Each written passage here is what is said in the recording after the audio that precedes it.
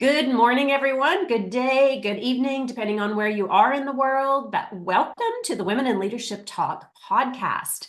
I have Kelly Roach joining me today from Delray Beach, Florida. Kelly, welcome. Thanks so much for joining us. Good morning. Thanks so much for having me. Well, we're thrilled to have you. And I was sharing with Kelly, I've followed her for quite a while on LinkedIn and some of her other channels, and she does some beautiful work. So we're excited to hear more about that today. And I want to take a moment and thank our audience. We know you have a choice as to what podcast you listen to. And, we strive every time to bring you great leaders that share their insight with you and hopefully get to take away at least one thing that you get to learn and implement into your lives. So thank you for being here today. So let me tell you a little bit about Kelly so that you have a sense of who I'm talking to and why I'm talking to Kelly. Kelly had a amazing career and still has an amazing career.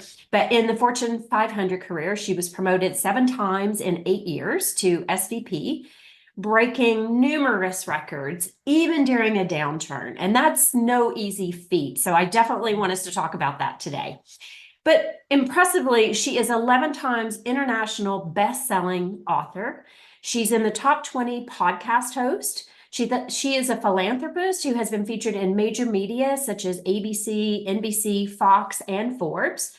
As well, she has been the recipient of numerous prestigious awards, such as number 287 on the Inc. 5000 list, the Stevie Awards Woman of the Year, Titan CEO of the Year, and Inc.'s Best in Business.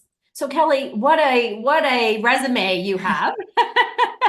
And how you've written 11 best-selling books, like amazing. Like finding the time to do that and running a, high, successful business is incredible. So thanks for taking time out to speak with us today. And maybe let's just dive into where you are today, what your focus is. We just talked a few minutes ago about this year being really purposeful and intentional. So let's jump in on what's led you to where you are today. Yeah, absolutely. I'll try to keep it as concise as possible, but obviously, yeah, I started in the Fortune 500 world. I started my first company in 2012, took that business to 8 figures, broke out several other companies. I now run a portfolio of companies. There's 6 individual companies in that portfolio. They each have, their own team and their own purpose in the world, but ultimately, my vision and my purpose is really twofold, right? It's to shift society forward through entrepreneurship, empowering people to make their dreams come true and to build, their own freedom-based, family first, faith first Mhm. business that can allow them to make their dreams come true, right? That's part one. And part two is really just glorifying God in the work that we do. It's using our gifts to our greatest capability. It's showing up and being servant leaders every single day, and it's inspiring other people to do the same. Oh, wow. That's powerful. And when we're aligned with our purpose, there's no stopping, Mhm. right? And you're happy. You don't feel like you're at work because you're Yeah. doing what you love. And Yeah. I love how you've tied in, that freedom for family first. And freedom can mean lots of things for different people. And I'm sure Hmm. you hear that all the time with your clients, right? It could be Yeah. money, time, family, etc. So what are you seeing from an entrepreneur perspective? What are you seeing as the shift that's happening in our world today? Yeah, well, I mean, I think we saw a really big shift in 2023. I think that obviously with the global economy contracting and with buyer mentality shifting, there's a longer buying cycle. People are more discerning in the purchases and investments that they're making. And, I think that really kind of brought us back to somewhat of a normal business climate, a pre-COVID business climate. And, I think the shift that I'm seeing coming into 2024 is that people are now not just buying the thing or the outcome or the product or program that will get them a result that they want, but they're really buying into wanting to create values alignment with the person that they are purchasing from. Mhm. And I think that's a really good thing. I think that a lot of us got into service-based businesses because we care about serving people. And I think that for a long time, Business became very transactional online. Obviously, there's like a lot of people that maybe do marketing tactics or things that, aren't necessarily like highest and best, right? I'll just put it that way. And what's really cool about the market shifting the way that it has over the last year is that I think service-based business owners are being called to share more of their values Mm. and more of kind of the intimacy of the relationship between them and their clientele, which really has not been highlighted as a focal point the last few years. But now, because people are being so much more careful about what they're buying and they're being more discerning about it, it's an opportunity to really lead with values and lead with what is special and unique about how you build relationships and results for your clients. So it's a very interesting and powerful shift that's happening right now. And I really invite people to just like lean into it and enjoy the process. I think it's a really positive thing. And I think it's just recognizing that, we're all being called to lead and lead with, values and a mentality that is going to not just grow our businesses, but shift society forward in a positive way. Yeah, I couldn't agree more on that. And I think that the pandemic, as much as it created a lot of uncertainty and a lot of unrest, I would say that's one positive for sure with the how it's helped us recognize and realize the importance of connection and the relationships and getting back to business is not just transactional. It's Hmm. about, Yeah. creating that support system, that connection. So I Yeah. love that you're sensing that as well. And to me, that's why I do what I do, right? Like Yeah. it's really about how do you serve, but how do you also help others connect, Yeah. right? Because people have felt isolated, alone, Yeah. and I think we're in a place now where it's about how do we come together to make these shifts. Yeah. For sure. For Love sure. that. Love it. So, as we're into 2024 already, but early part of the year, everybody always thinks about resetting, new dreams. Every day you have the opportunity to become who you want to be. But it Mhm. seems like the early part, first quarter of the new year, more people focus on that. So, what do you find the most important things to be when you're looking at your life and crafting what that looks like or what you want that legacy to be? Hmm. Well, yeah, I mean, that's just it, right? I think that it is being intentional about crafting your life and then, looking at the role that your business is going to play in that. For me, I have a 9-year-old daughter. So my whole life is my family right now. And that is my priority. And not just prioritizing, my husband and my daughter, but also like, her development, her growth, and what I'm modeling for her and what I'm inviting her to be a part of, in the day to day of everyday life. So when you think about legacy, when you think about crafting your life, I think it's really getting quiet and getting clear and being intentional about what that looks like for you. And, I think that a lot of times in the entrepreneurial world, when people think about legacy, they think about legacy through a financial lens, Mm. right? And, I've been blessed that I've already been able to build a financial legacy for my daughter, but 70% of generational wealth has gone in one generation. And what's the reason for that? Because people focus on giving money instead of teaching Yeah. skills, modeling, behaviors. And so I would say focus less on the financial legacy, not that that isn't beautiful and wonderful. And I love giving and, all those things are great, but focus more on starting with the center of your circle Mhm. and creating legacy by impacting change in your own family tree and then working your way out from there. Yeah. Yeah, I love that. And one of the things I see is we tend to majority of the time we focus on our careers or the financial, Hmm. right? And it is more than that. It's what are you leaving, right? What do you Yeah. hear? Like your daughter's 9, I have a 22-year-old and a 19-year-old, and Hmm. now starting to hear them repeat things that I've said Yeah. to them growing up. I go, oh, Yeah. they were listening. Yeah. Right. Yeah. But it's not just our family, it's also our communities, right? And how we're spreading that. I think that's you said this in the very beginning about using your gifts to the best of your ability. And so Yeah. are you touching? Who are you impacting? And that's also part of legacy. Um, and taking a look holistically, right? Holistically, what does your life look like and how do you want to craft that? That's exactly it. And I think, this is a great pivot point for people to do that because a lot of people are going through a personal transformation of some kind.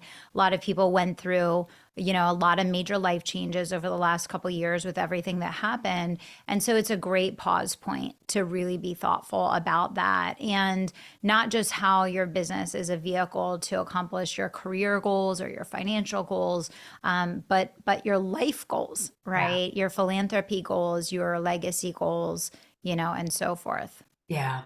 Well, and when you say that, what comes to mind is like I see the shift, especially with women, sort of middle management, middle leadership that are starting to look at and say, I don't know that I want to climb the corporate ladder. And there Hmm. is more of this move into entrepreneurship. Hmm. And that kind of plays into what you're talking about because you look at, is what I'm doing fulfilling my whole life purpose? And so that shift starts to happen, and we're seeing more and more, especially women, moving into entrepreneurship so that they can serve, so they can be more purposeful. Yeah, Exactly. yeah. Exactly. So Kelly, what do you hear? Because you work with a lot of entrepreneurs. What are some of the um, things that hold people back from taking that big leap? Yeah, I mean, I think that, security, right? And safety and, self-trust, right? We're kind of in the constructs of, I'm so sorry, I have to sneeze. Oh, Excuse me. bless you. Um, we're in the constructs of a society that really encourages you to put your trust in people outside of yourself, Mm, right? And I think for a lot of people, their intuition and their instinct is calling them to do something bigger, something different, or go down a new path in their life. But they're looking for proof, or they're looking for a sign, or they're looking for, someone to give them permission, or they're looking for the right circumstances. And, it never goes that way, right? We have to mm, exercise self-leadership and self-trust. We have to make the first move, right? And then we have to allow things to align and support us in that decision that we've made. But owning the power of decision in your own life is everything, mhm. right? You can't expect someone else to come in and make better decisions for your life than you possibly could. And so, not abdicating that power is very, very important in that process. Mhm. Yeah, I love when you talk about the self-trust Yeah. and the self-leadership because we're not victims to the world. It's how do we then take our gifts, our uniqueness, because there is enough for everyone. How do you take that uniqueness and turn that into the business that you desire, that will fulfill those needs that you were talking about earlier with Yeah, your life purpose? for Yeah. sure. For Yeah. sure. Awesome. Awesome. So, one of the things you talk about a lot is how do you start to simplify to multiply? Can you talk about that a bit? Because I think our audience would find that very, Yeah, yeah, yeah. very So, insightful. I teach a concept called the miracle hour, and I actually just recorded a whole new podcast episode on it on the Kelly Ah, Roach show because what I see in the world of entrepreneurship is I think most entrepreneurs work 3 to 5 extra hours a day to do the things that they could do in an hour a day because they're like mhm, planning and preparing for and reorganizing and talking about and thinking about instead of just like doing the thing, right? mm, And the easiest way to think about it is that your business moves forward when you connect with people. mhm, Simplest way to think about it, right? So people always say, well, where should I focus? I feel so overwhelmed. I feel buried. I feel like I can't keep up. These are the things I hear every day. And it's like, you need to spend an hour a day connecting with people. And what mhm, does that look like? You're going to post on social media. You're going to engage on other people's channel. You're going to engage with the people that engage on your channel. You're going to send, friend requests to people that you would like to be your future clients. You're going to follow back up with people that are in your ecosystem already that, you desire to work with. It's so basic, that people almost like can't get their head around it.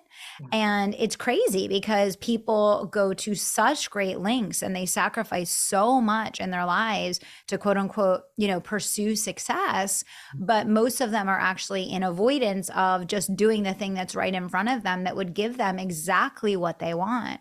So, I think just keeping it simple. I talk about the 3 C's, right? So content, conversations, and consultations. It's the easiest way to think about it. And there's lots of different ways that you can have conversations, right? Whether we're having a conversation right now and a new audience is going to learn about who I am and what I do, that's going to, invite people over to come check out the Kelly Roach Show. And then one day someone that listened to this show will end up working with me in some capacity. That's one conversation. Another conversation is the conversation that you have with the market on your social media platforms each day.